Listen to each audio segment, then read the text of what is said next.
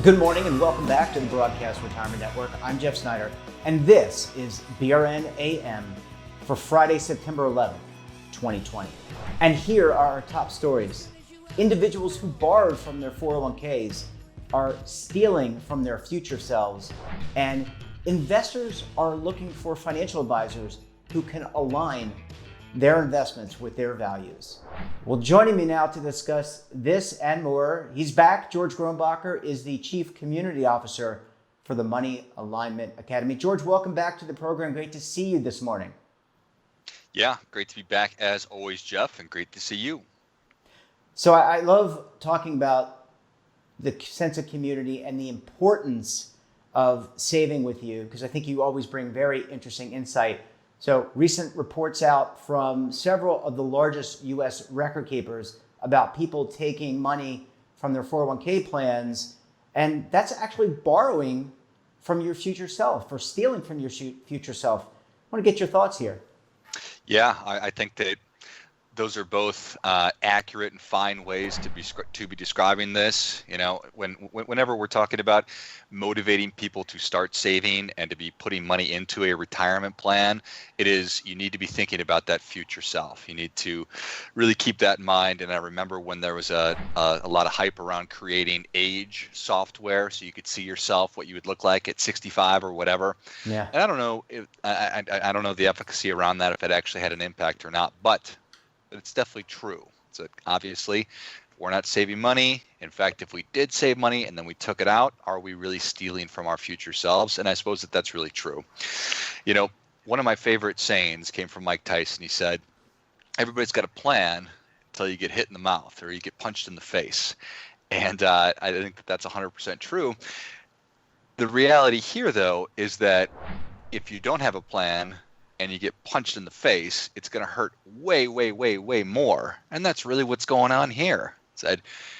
We all know that we're supposed to be saving money. We all know that we're supposed to be saving for a rainy day. And perhaps we just didn't realize that we need to be saving in another place aside from just the 401k. Well, I think you're right. And I think you're acknowledging that many Americans don't have emergency savings, and I think you make a really good point. And it's interesting you bring up Mike Tyson, former heavyweight champion of the world.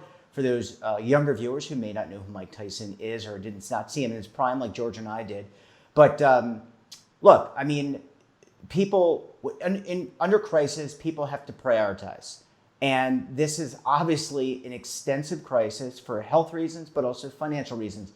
People were furloughed. We currently have over 10 million people, or just under 10 million people, I think, at this point, who are unemployed. It may be more than that. But the point is that you have to prioritize what's important: paying for food, shelter, keeping the family going. And so you have to prioritize where you get that money. But certainly one can't argue that taking money away from your 401k is going to hurt your future self. Yeah. Yeah. And you're talking about Kid Dynamite, which is one of Mike Tyson's nicknames. He's making a comeback. He's going to be fighting Roy Jones Jr., I think, in November, which is pretty exciting.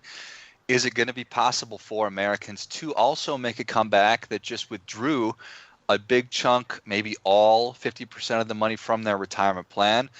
That remains to be seen. But 100%, I agree with you, Jeff, that if I have to choose between taking money out of my 401k or putting food on my table, I'm going to take all the money out of the 401k. There's just no two ways about that. So I'm not beating up on people for taking money out of the 401k. Yeah. I'm beating up on them for not really having a plan in the first place.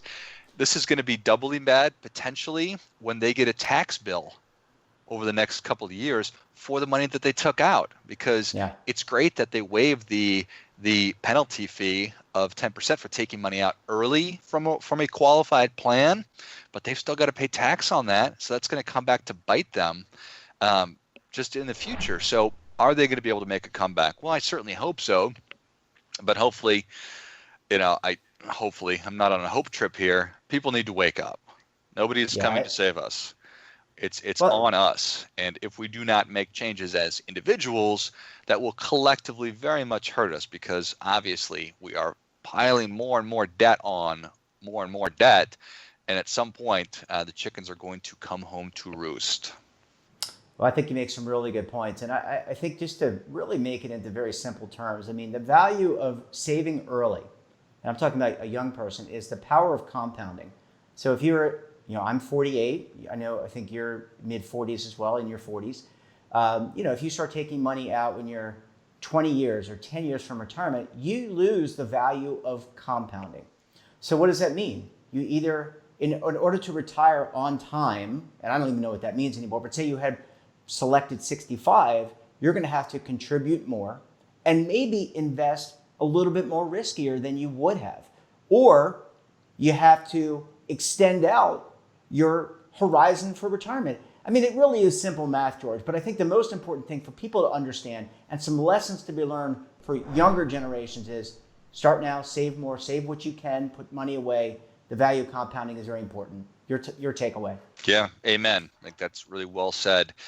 And I do think, unfortunately, that from the information that we're basing this conversation off on the demographics of folks that did take money out of these accounts, it was people that are like you and I, that are in their 40s, their early 50s. And again, it's not impossible, but it's just going to make it tougher. So it is an unfortunate lesson, hopefully for younger generations, to look at that and say, well, I certainly don't want to be in that position, so I'm going to change my behaviors now. Absolutely. And we're not even factoring lower income workers. Clearly, they were really impacted negatively by this. And they need to have we need to work on that as it's a separate issue. One, having access to retirement plans if you work for a small employer, that's number one. But also improving economic outlooks and allowing people to move up as they gain skill. I mean, yeah, if you don't have any skills, meaning you're just fresh on the workforce, you don't have that much to offer an employer, but you learn in time by working through an employer, and that would necessitate a greater pay raise. I think that that's another thing that we need to tackle as well, because people who were really hurt bad during this pandemic were those lower income people, and they really were not able to put money away or borrow it against a fictitious 401k that they may not have. Right. And I'm not insensitive to this. I think that you brought up a really important point, that there are a lot of people who this has hurt a lot more than a 45-year-old guy who's making $65,000 a year that just took out half the value of his 401k. There's all these people out there that are living hand to mouth, that can't afford to save anywhere because every penny is going to some really essential item. And I think that really goes to, and I think we're going to get into that in a little bit here, of really getting down to what are really some of the real problems that we need to be talking about. Not simply, geez, you took money out of your 401k, but you avoided the penalty. Yeah, and perfect segue, George, because I'm going to go to a commercial break. And when we come back, we're going to talk to George about aligning your financial plan with your values. You're going to want to stay tuned right here on BRN AM.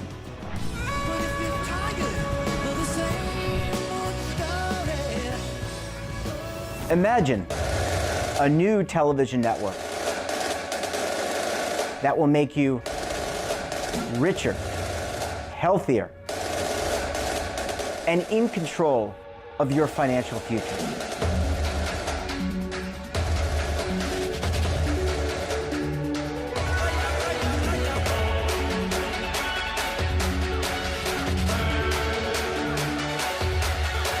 This network is for the policewoman in Nashville, Tennessee, the baker in Dubuque, Iowa, the teacher in Lexington, Kentucky.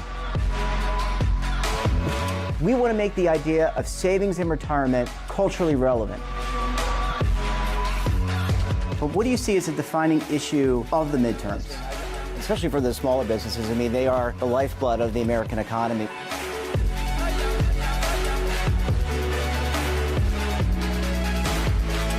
Featuring exclusive interviews, current affairs, and docuseries.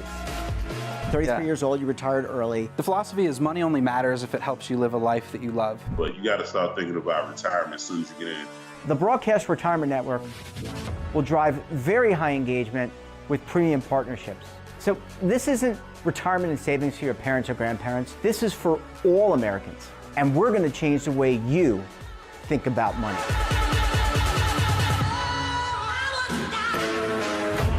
Welcome to the next frontier of retirement and savings. This is BRN, the Broadcast Retirement Network. If you are like 58% of Americans, you didn't go to college. Or you did, but never finished. Maybe it's the thought of a big, intimidating campus. At Independence University, all classes are held online. Maybe it's the thought of being alone in a sea of students. At Independence U, you'll get a personal support team to help you every step of the way. Maybe it's the cost of all those books and supplies. Online means no books to buy. We even give you a new laptop and tablet to keep when you graduate. Maybe your life doesn't fit typical college classes. At Independence U, our online college fits your schedule. Let's meet a few students. Independence University held my hand through the process. Don't be afraid to take the leap because it has changed my life drastically. Just take the first step and you can do it. If I did it, you can do it too. At IU, there's no barriers to your degree. 800-535-9916. Welcome back. We're talking to George Grobacher. He's the Chief Community Officer from Money Alignment Academy. George, thanks again for staying with us this morning. Yeah, glad to be back. So let's talk about, we hinted at it when we went to commercial break, but a lot of the talk now is financial advisors working with clients to align a financial plan with their client values. And you see this every day with the individuals that you're working with and the organizations that you're working with. Why don't you weigh in here on your perspective? I think that our perspective on the world is one of the most important things that we have or we don't have. If I have a healthy perspective, if I'm viewing the world and my situation through a healthy lens, then that's going to inform the way that I'm using my most important resources, like my time, my money. It's going to change my spending behaviors, my consumption behaviors. So I really do believe that knowing, really clarifying and crystallizing what a person's values are is essential to success in many areas, but certainly personal financial success. George, yesterday on the show, we had Preston Rutledge, who is the former Assistant Secretary of the Employee Benefits Security Administration, talking about the new ESG rules. And, you know, your appearance on the program couldn't come at a more timely person. But really, I want to get your sense for when you're talking with individuals, you're out there talking with plan sponsors, is this ESG trend resonating with them? And are they thinking about how to align the mission of their 401k with investments in the 401k, and how does this shape up against the new ESG rules that are proposed? Yeah, I think that's a very timely question. We're obviously dealing with a lot of difficult issues as a community and as a country right now. It's police violence, income inequality, global warming, you name it. It is a long list. So this is what you just described and what you ask about, is there a desire from a plan sponsor to have a conversation or to better understand the role that an ESG kind of investment would play inside of their retirement plan? So people are curious about that. And there's always going to be people within an organization, the actual people using the 401k, who are interested in those more social issues. So certainly we are having those conversations right now. And I think it's going to be interesting to see what shakes out with the rules. I'll be honest, I'm not 100% up to speed with what's going on with legislation surrounding the funds, and it's always been curious to have conversations with people about the performance of them, as to whether or not, again, that's the reason we're having these conversations, are these appropriate investments to have inside of 401k plans? But yes, people are interested in investing in places that are socially responsible, and they want to be able to have financial success at the same time. So is it possible to have your cake and eat it too? Well, I guess we'll see.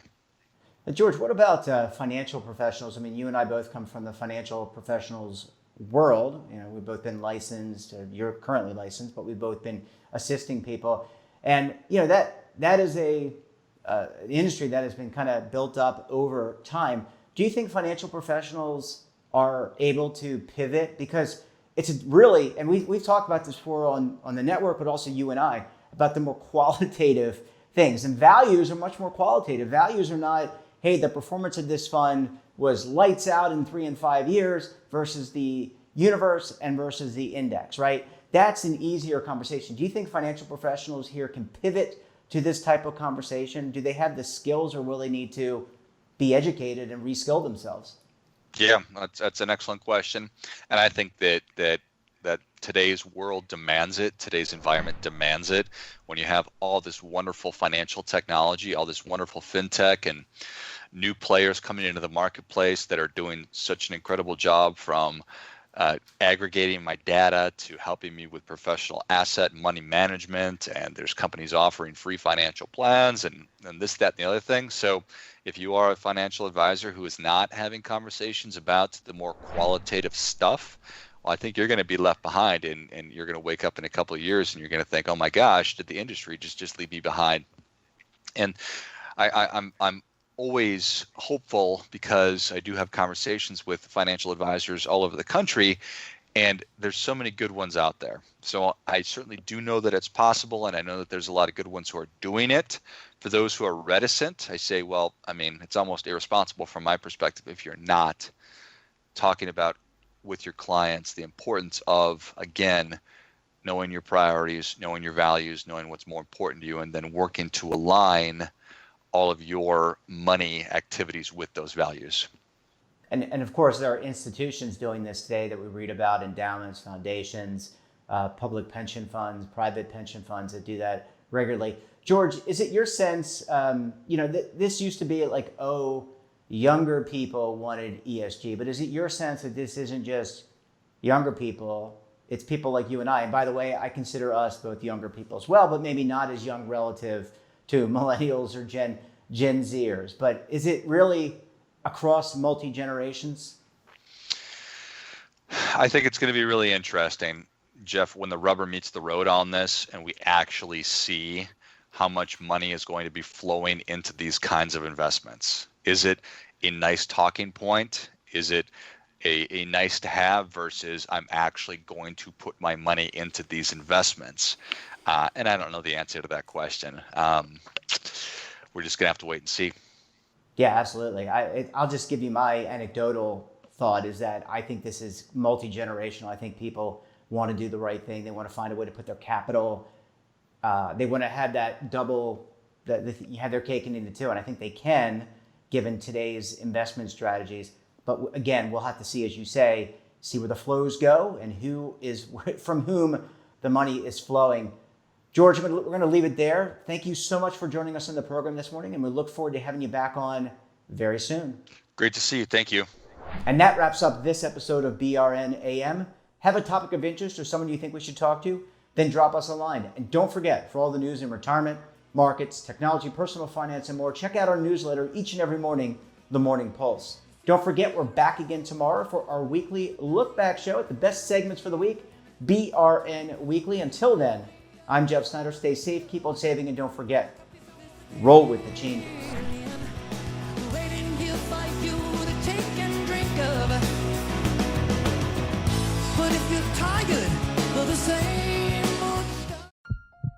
Are you being audited and do you owe the IRS $10,000 or more in back taxes?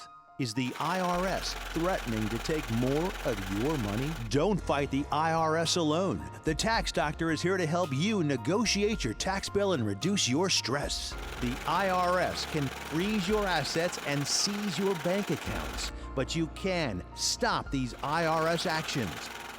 The Tax Doctor will work with you using our years of experience to represent your case to help you get the best resolution under the IRS guidelines. Help is here to deal with the IRS to reduce your stress. We've handled thousands of cases, so we know what we're doing. If you owe $10,000 or more in back taxes, do not call the IRS alone. Call a Tax Doctor now for a tax emergency analysis. Call 800-224-6439.